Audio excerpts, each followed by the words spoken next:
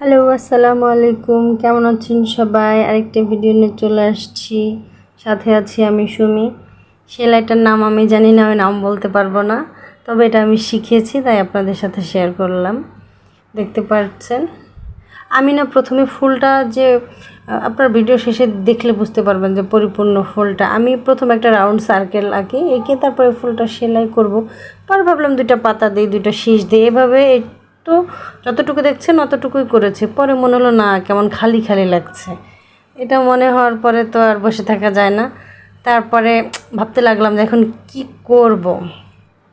তারপরে দেখতে পাবেন কিছুক্ষণের মধ্যে যে আমি ওটাকে আবার এঁকে আবার একটু নিচে দুইটা পাতা, সরু পাতা দিয়ে একটা ডাল দিয়ে জাস্ট সেট করে নিয়েছি, যে দেখেন।